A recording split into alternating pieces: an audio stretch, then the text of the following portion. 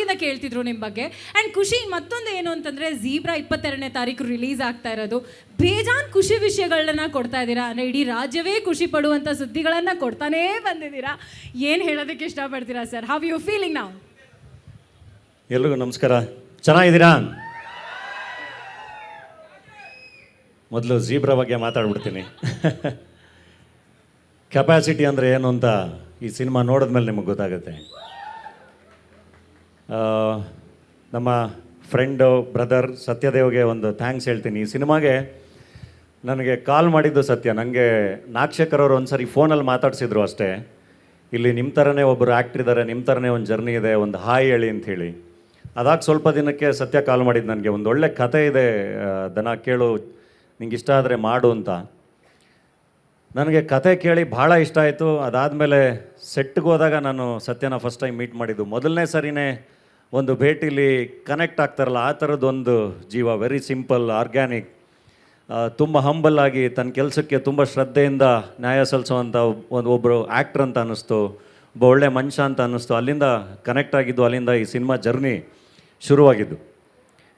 ಈ ಸಿನಿಮಾ ನಿಮಗೆ ದುಡ್ಡು ಯಾರ್ಯಾರಿಗೆಲ್ಲ ಇಷ್ಟ ಅವರೆಲ್ಲರೂ ಈ ಸಿನಿಮಾ ನೋಡಲೇಬೇಕು. ಅವ್ರೆಲ್ರಿಗೂ ಈ ಸಿನಿಮಾ ಕನೆಕ್ಟ್ ಆಗುತ್ತೆ. ಝೀಬ್ರಾ ಅಂತೇಳಿ ಮೆಟಫರಿಕಲಾಗಿ ಇಟ್ಟಿದ್ದಾರೆ, ಬ್ಲ್ಯಾಕು ವೈಟ್ ಅಂತೇಳಿ. ಒಂದು ಸಿಸ್ಟಮ್ ರನ್ ಆಗೋಕ್ಕೆ ಬ್ಲ್ಯಾಕ್ ಆ್ಯಂಡ್ ವೈಟ್ ಎರಡೂ ಬೇಕು. ಈಶ್ವರ್ ಕಾರ್ತಿಕ್ ತುಂಬ ಇಂಟೆಲಿಜೆಂಟ್ ರೈಟಿಂಗ್ ಮಾಡಿದ್ದಾರೆ, ತುಂಬ ಚೆನ್ನಾಗಿ ಸಿನಿಮಾನ ಕಟ್ಟಿದ್ದಾರೆ. ಹಂಗೆ ರವಿ ಬಸ್ರೂರು ಅದಕ್ಕೆ ತಕ್ಕಂಗೆ ಅದ್ಭುತವಾದ ಮ್ಯೂಸಿಕ್ ಮಾಡಿದ್ದಾರೆ. ನಿರ್ಮಾಪಕರು ಅಷ್ಟೇ ಪ್ಯಾಷನೇಟಾಗಿ ಸಿನಿಮಾಗೆ ಹಣ ಹೂಡಿದ್ದಾರೆ. ಆ್ಯಂಡ್ ಎಲ್ಲ ಭಾಷೆಯಲ್ಲೂ ರಿಲೀಸ್ ಮಾಡ್ತಾ ಇದ್ದಾರೆ. ಇಷ್ಟೆಲ್ಲ ಆ್ಯಕ್ಚುಲಿ ಬೆಂಗಳೂರಲ್ಲಿ ಇನ್ನೂ ತುಂಬ ದೊಡ್ಡದಾಗಿ ಪ್ಲ್ಯಾನ್ ಮಾಡಬೇಕಿತ್ತು ನಾವು. ಈ ಅಂದರೆ ಅವ್ರಿಗೂ ಎಲ್ಲರಿಗೂ ಹೊಸದು, ನಮಗೂ ಕೂಡ ಹೊಸದು. ಎಲ್ಲ ಭಾಷೆಯಲ್ಲೂ ಕೆಲಸಗಳಾಗ್ತಾಯಿದೆ. ಹಾಗಾಗಿ ಅದ್ರ ಮಧ್ಯನೂ ಇಲ್ಲಿ ಇಷ್ಟು ಚೆನ್ನಾಗಿ ಪ್ಲ್ಯಾನ್ ಮಾಡಿರೋದಕ್ಕೆ ನಮ್ಮ ನಿರ್ಮಾಪಕರಿಗೆ, ನಮ್ಮ ಇಡೀ ಝೀಬ್ರಾ ತಂಡಕ್ಕೆ ಥ್ಯಾಂಕ್ಸ್ ಹೇಳ್ತೀನಿ.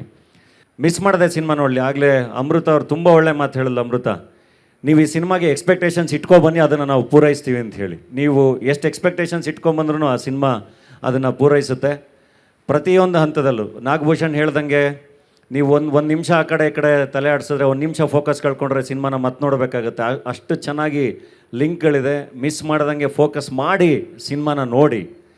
ಆ್ಯಂಡ್ ಸಿನಿಮಾ ಬಗ್ಗೆ ಯೂಶ್ವಲಿ ಒಂದು ಡಿಸ್ಕಷನ್ ರೆಗ್ಯುಲರಾಗಿ ನಡೀತಾ ಇರುತ್ತೆ. ಕನ್ನಡ ಭಾಷೆಯಲ್ಲೇ ರಿಲೀಸ್ ಮಾಡಿ, ಕನ್ನಡ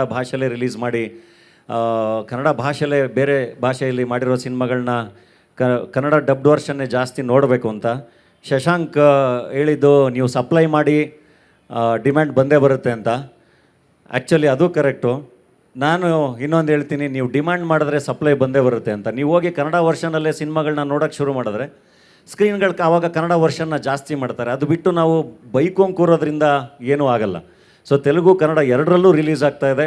ಕನ್ನಡದಲ್ಲೇ ನೋಡಬೇಕು ಅನ್ನೋರಿಗೆ ಈ ಸರಿ ನಾವು ಪಕ್ಕಾ ಕನ್ನಡ ಸಿನಿಮಾ ಅಂತಲೇ ಅನಿಸ್ಬೇಕು ಅಂತ ಹೇಳಿ ತುಂಬ ಚೆನ್ನಾಗಿ ಡಬ್ ಮಾಡಿರೋದು ನಮ್ಮ ಶಶಾಂಕ್ ಆ್ಯಂಡ್ ಟೀಮ್. ಆ್ಯಂಡ್ ಆ ಇಡೀ ಟೀಮ್ಗೆ ಥ್ಯಾಂಕ್ಸ್ ಹೇಳ್ತೀನಿ, ಪೂರ್ಣಂಗೆ. ಯಾಕೆಂದರೆ ಒಬ್ಬ ಎಮರ್ಜಿಂಗ್ ಆ್ಯಕ್ಟ್ರು, ಅಷ್ಟು ಪೊಟೆನ್ಷಿಯಲ್ ಇರೋ ಆ್ಯಕ್ಟ್ರು ಅಷ್ಟು ಈಸಿಯಾಗಿ ಇನ್ನೊಬ್ಬರಿಗೆ ತಮ್ಮ ವಾಯ್ಸನ್ನು ಕೊಡೋದು ಕಷ್ಟ. ಇಲ್ಲ, ನನಗೆ ಈ ಸಿನಿಮಾ ಇಷ್ಟ ಆಯಿತು, ನಾನು ಕೊಡ್ತೀನಿ ಅಂತ ಹೇಳಿ ಪೂರ್ಣ ವಾಯ್ಸ್ ಕೊಟ್ಟಿದ್ದು. ಥ್ಯಾಂಕ್ಸ್ ಪೂರ್ಣ. ಮರ್ಯಾದೆ ಪ್ರಶ್ನೆನ November 22 ರಿಲೀಸ್ ಆಗ್ತಾಯಿದೆ. All the best. ಆ ಟ್ರೈಲರ್ ಕೂಡ ತುಂಬ ಚೆನ್ನಾಗಿದೆ, ತುಂಬ ಒಳ್ಳೆಯದಾಗಲಿ. ಅಟ್ ಎ ಟೈಮ್ ಸಿನಿಮಾಗಳು ಚೆನ್ನಾಗಿದ್ದಾಗ 2-3 ಸಿನಿಮಾಗಳೆಲ್ಲ ಒಟ್ಟೊಟ್ಟಿಗೆ ಪ್ರೇಕ್ಷಕರು ನೋಡಿದ್ದಾರೆ. ಎರಡೂ ಸಿನಿಮಾಗಳನ್ನೂ ತುಂಬ ಚೆನ್ನಾಗಿ ನೋಡಲಿ.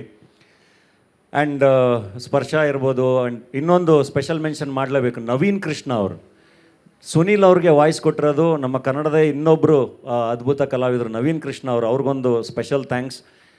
ಬಂದು ತುಂಬ ಖುಷಿಯಾಗಿ ಡಬ್ಬಿಂಗ್ ಮಾಡಿಕೊಟ್ಟು ಹೋದರು. ಆ್ಯಂಡ್ ಕನ್ನಡಕ್ಕೆ ಡಬ್ ಮಾಡಿದ ಇಡೀ ತಂಡಕ್ಕೆ ಧನ್ಯವಾದಗಳು. ಇನ್ನು ನನ್ನ ಫ್ರೆಂಡ್ಸ್ ಬಗ್ಗೆ ಹೇಳಬೇಕು. ನನಗೆ ಗೊತ್ತಿಲ್ಲ, ಎಲ್ಲಿಂದ ಎಲ್ಲಕ್ಕೆ ಕರೆದ್ರು ಇವತ್ತು ನನಗೋಸ್ಕರ ಯಾವಾಗಲೂ ಬಂದು ನಿಂತಿದ್ದಾರೆ. ಇಲ್ಲ, ಅವರು ಮಾತಾಡಿದ್ದು, ನನ್ನ ಬಗ್ಗೆ ಮಾತಾಡಿದ್ದು ತುಂಬ, ಅದು ನನಗಲ್ಲಿ ಕೂತ್ಕೊಂಡು ತುಂಬ ದೊಡ್ಡ ವಿಷಯಗಳು ಅಂತ ಅನಿಸುತ್ತೆ.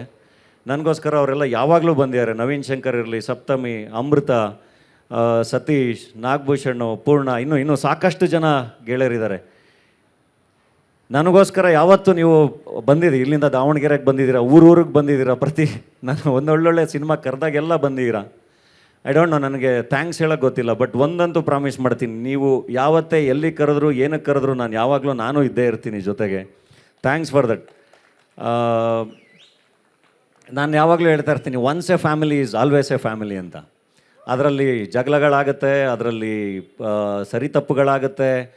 ಅದೆಲ್ಲದನ್ನು ಮತ್ತೆ ತಿದ್ದುಕೊಂಡು ಮತ್ತೆ ಜೊತೆಯಾಗಿ ಎಲ್ಲರೂ ಮುನ್ನಡೆಯೋದು ತುಂಬ ಇಂಪಾರ್ಟೆಂಟು.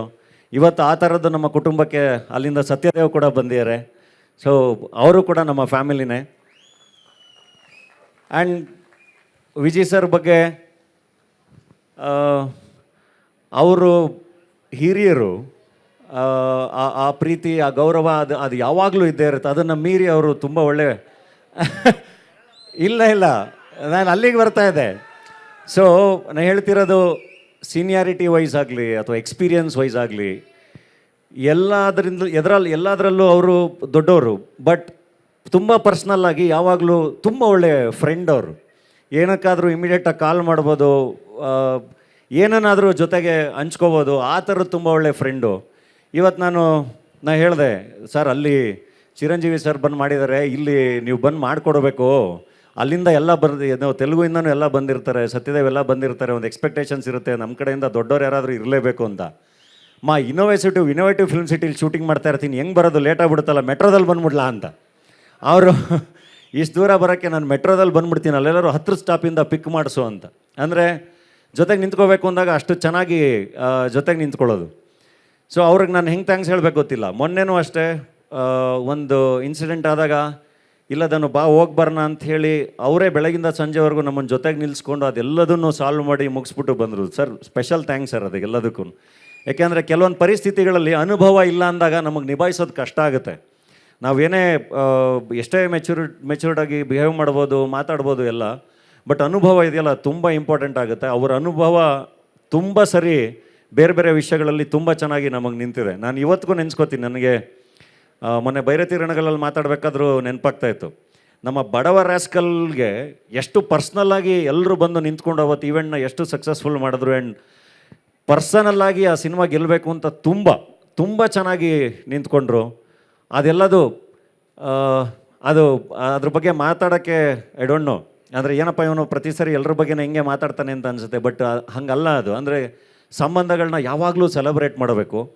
ಹಾಗಾಗಿ ನನಗೆ ಅವಕಾಶ ಸಿಕ್ಕಾಗೆಲ್ಲ ಅವರವರ ಕಾಂಟ್ರಿಬ್ಯೂಷನ್ಗಳನ್ನ ನನಗೆ ಹೇಳಬೇಕು ಅನಿಸುತ್ತೆ. ಆ್ಯಂಡ್ ಇವನ್ ಸತೀಶ್ ಯಾವಾಗಲೇ ನಾವೆಲ್ಲ ಗೆಲ್ಬೇಕಣೋ ಅಂತ. ಸೊ ಇವತ್ತಿಲ್ಲಿ ಬಂದಿರೋರು ಎಲ್ಲರೂ ತುಂಬ ಸ್ಕ್ರ್ಯಾಚಿಂದ ಬಂದು ಇಲ್ಲಿವರೆಗೂ ನಿಂತಿರೋರೇನೆ. ತುಂಬ ಸ್ಕ್ರ್ಯಾಚಿಂದ ಬಂದು ಏನೂ ಇಲ್ದಲ್ಲ ಎಲ್ಲಿಂದನೋ ಬಂದು ಇಲ್ಲಿವರೆಗೂ ಒಂದು ಜರ್ನಿ ಮಾಡಿ. ನೋಡಿ ಸಪ್ತಮಿ ಪ್ಯಾನ್ ಇಂಡಿಯಾ ಆ್ಯಕ್ಟರ್ ಆಗಿದ್ದಾಳೆ. ಅಮೃತ ಸಣ್ಣ ಪಾತ್ರನೇ ಮಾಡಿದ್ರೂ ತುಂಬ ಚೆನ್ನಾಗಿ ಝೀಬ್ರಾದಲ್ಲಿ ಮಾಡಿದ್ದಾರೆ. ಇನ್ನೂ ಅವಕಾಶಗಳು ಓಪನ್ ಆಗುತ್ತೆ. ಆ್ಯಂಡ್ ಪೂರ್ಣ ಒಂದು ತೆಲುಗು ಸಿನಿಮಾದಲ್ಲಿ ಆ್ಯಕ್ಟ್ ಮಾಡ್ತೀಯಾನೆ. ನಾಗಭೂಷಣ್ ವಿದ್ಯಾಪತಿಯಾಗಿ ಮತ್ತೆ ಆ್ಯಕ್ಷನ್ ಹೀರೋ ಆಗಿ ಬರ್ತಾ ಇದ್ದಾರೆ. ಸತೀಶ್ ಅವರು ಅಶೋಕ ಬ್ಲೇಡ್ ಅಂತೇಳಿ ಒಂದು ಪ್ಯಾನ್ ಇಂಡಿಯಾ ಸಬ್ಜೆಕ್ಟ್ ಇಟ್ಕೊಂಡು ರೆಡಿ ಆಗ್ತಾ ಇದ್ದಾರೆ. ಸೊ ನವೀನ್ ಶಂಕರ್ ಬಲಿಯಾಗಿ ಮಿಂಚಿ ಸಾಲಾರ್ಗೋಗಿ ಪಂಡಿತಾಗಿ ಮೆರೆದು ಈಗ ಮತ್ತೆ ಇಲ್ಲಿ ಶಿವಣ್ಣನ ಜೊತೆ ಸಿನಿಮಾದಲ್ಲಿ ಮತ್ತೆ ಒಂದು ಅದ್ಭುತವಾದ ಪಾತ್ರದಲ್ಲಿ ಮಾಡ್ತಾ ಇದ್ದಾನೆ. ಆಗಲೇ ಸತ್ಯದೇವ್ ಹೇಳ್ದಂಗೆ ನನಗೆ ಎಲ್ಲರ ಪಿಕ್ಚರು ಪ್ರೊಡ್ಯೂಸ್ ಮಾಡ್ಕೊಂಡು ನಾನೇ ದುಡ್ಡು ಮಾಡ್ಕೋಬೇಕು ಅಂತ ಆಸೆ. ಯಾಕೆಂದರೆ ಎಲ್ಲರೂ ಅಷ್ಟು ಅದ್ಭುತವಾದ ಟ್ಯಾಲೆಂಟ್ಗಳು. ಅವಕಾಶ ಸಿಕ್ಕರೆ ಖಂಡಿತ ಅದನ್ನು ಮಾಡ್ತೀನಿ. ಆ್ಯಂಡ್ ಇನ್ನೊಂದು ಈ ವೇದಿಕೆಯಲ್ಲಿ ಇನ್ನೊಂದು ಹೇಳಬೇಕು. ವಿಜಯ್ ಸರ್ ಸಲಗ ನಾನು ನೋಡಿದ್ದೀನಿ. ಅಂದರೆ ಅವರ ಎಫರ್ಟು ಯಾವಾಗಲೂ ಹೇಳ್ತೀವಿ ಗೊತ್ತಾ, ಒಂದು ಸರಿ ಹಿಂಗೆ ಬಿದ್ದಾಗ ಎಷ್ಟು ಜೋರಾಗಿ ಬೌನ್ಸ್ ಬ್ಯಾಕ್ ಆಗ್ತೀವಿ ಅನ್ನೋದು ಯಾವಾಗಲೂ ತುಂಬ ಇಂಪಾರ್ಟೆಂಟು. ನಾನು ಸಲಗಾದಲ್ಲಿ ಆ ಹಸುವು ಆ ಡ್ರೈವ್ನೆಲ್ಲ ಮತ್ತೆ ನೋಡಿದ್ದೀನಿ. ಅಂದರೆ ಮೋಸ್ಟ್ಲಿ ಅವರು ದುನಿಯಾಗೆ ಹೆಂಗೆ ಕೆಲಸ ಮಾಡಿದ್ರೋ ಅದೇ ಹಸುವಿಂದ ಅವ್ರು ಸಲಗ ಕೆಲಸ ಮಾಡಿದರು, ನಿರ್ದೇಶಕ ಆಗಿ, ನಟ ಆಗಿ ಎಲ್ಲ. ಅದಕ್ಕೆ ಅಷ್ಟು ದೊಡ್ಡ ಸಕ್ಸಸ್ ಸಿಕ್ಕಿದ್ದು. ಆ್ಯಂಡ್ ಸಲಗ ಸಕ್ಸಸ್ ಸಿಕ್ತಿದ್ದಂಗೆ ಮತ್ತೆ ಭೀಮಾ ಒಂದನೇದು ಮಾಡಿದ್ದಾರೆ, ಎರಡನೇದು ಹೆಂಗೆ ಮಾಡ್ತಾರೆ ನೋಡೋಣ. ಮೊದಲನೇದು ಮಾಡ್ಬೇಕಾದ್ರೆ ಒಂದು ಪ್ರಶ್ನೆ ಇರುತ್ತೆ, ಎರಡನೇದಕ್ಕೂ ಸೇಮ್ ಪ್ರಶ್ನೆ. ಒಂದನೇದು ಮಾಡೋರು ಎರಡನೇದು ಹೆಂಗೆ ಮಾಡ್ತಾರೆ ಮಾಡಿಬಿಡ್ತಾರೆ ಅಂತ ಮತ್ತೆ ಭೀಮಾದಲ್ಲಿ ಆನ್ಸರ್ ಸಿಕ್ಕಿದೆ. ಅಂದರೆ ಇಟ್ಸ್ ಓಕೆ, ಸೋಲೋದು ಓಕೆ, ಕಳೆದೋಗೋದು ಓಕೆ, ಅದೆಲ್ಲ ಆಗ್ತಾನೆ ಇರುತ್ತೆ ಜೀವನದಲ್ಲಿ. ಎಲ್ಲದೂ ಆಗ್ತಾ ಇರುತ್ತೆ, ತಪ್ಪುಗಳಾಗುತ್ತೆ, ಎಲ್ಲದೂ ಆಗ್ತಾ ಇರುತ್ತೆ. ಬಟ್ ವಾಪಸ್ ಹೆಂಗೆ ಎದ್ದು ಬರಬೇಕು ಅನ್ನೋದಕ್ಕೆ you should always take is example. ಅಂದರೆ ನಿರ್ದೇಶಕರಾಗಿಯೂ ಎದ್ದು ಬರೋದಿದೆಯಲ್ಲ, ಅದು ತುಂಬ ಕಷ್ಟ. ಅದು ನಾವು ನಿರ್ಮಾಪಕರಾಗಿ ಎದ್ದು ಬರೋದು. ಈಗ ನೆಕ್ಸ್ಟ್ ಟೈಮು ಮತ್ತೆ ನನಗೇನಾರು ಅವಶ್ಯಕತೆ ಬಿದ್ದರೆ ಸರ್ ನಿರ್ದೇಶಕ ಆಗಿ ಎದ್ದು ಬರ್ತೀನಿ. You are the example for that. So ಹಂಗೆ ಇವತ್ತು ಎಲ್ಲರೂ ಈಗ ಸತ್ಯದೇವ್ ಹೇಳ್ದಂಗೆ ಸತ್ಯದೇವ್ದು ಸೇಮ್ ಜರ್ನಿ. ಒಂದು ಸಣ್ಣ ಸಣ್ಣ ಪಾತ್ರಗಳನ್ನ ಮಾಡಿ ವಿಲನ್ನಾಗಿ ಮಾಡಿ ಅಲ್ಲಿಂದ ಬಂದು ಜೊತೆಗೆ ಪ್ಯಾರಲಲ್ ಆಗಿ ಹೀರೋ ಆಗಿ ಮಾಡಿಕೊಂಡು ಬಂದು ನಿಂತ್ಕೊಳ್ಳೋದಿದೆಯಲ್ಲ ಅದೊಂದು ಒಂದೊಂದು ಅದ್ಭುತವಾದ ಎಕ್ಸ್ಪೀರಿಯನ್ಸ್, ಅದ್ಭುತವಾದ ಜರ್ನಿ. ಸತ್ಯ ಕೂಡ ಅದೇ ಥರದ್ದು ಒಂದು ಜರ್ನಿ ಮಾಡ್ಕೊಂಡು ಇಲ್ಲಿವರೆಗೂ ಬಂದಿರೋದು.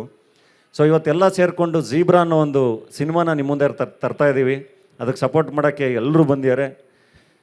ಸಿನಿಮಾ ನೋಡಿ ಖಂಡಿತ ನಿಮಗೆ ತುಂಬ ಇಷ್ಟ ಆಗುತ್ತೆ. ಅಷ್ಟೇ, ಐ ಥಿಂಕ್ ತುಂಬ ಮಾತಾಡಿದೆ ಅನಿಸುತ್ತೆ. Thanks everyone. ಯಾರನ್ನಾರು ಮಿಸ್ ಮಾಡಿದರೆ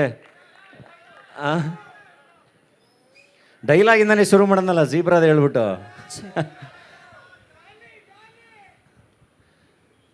ಝೀಬ್ರಾದ ಇನ್ನೊಂದಿದೆ.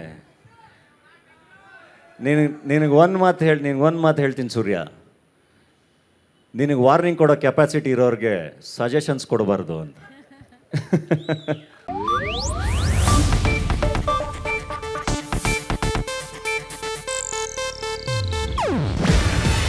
ಇದು ಏಷ್ಯಾನೆಟ್ ನ್ಯೂಸ್ ನೆಟ್ವರ್ಕ್ ಪ್ರಸ್ತುತಿ. ನೀವು ನೋಡ್ತಿದ್ದೀರಾ ಏಷ್ಯಾನೆಟ್ ಸುವರ್ಣ ನ್ಯೂಸ್.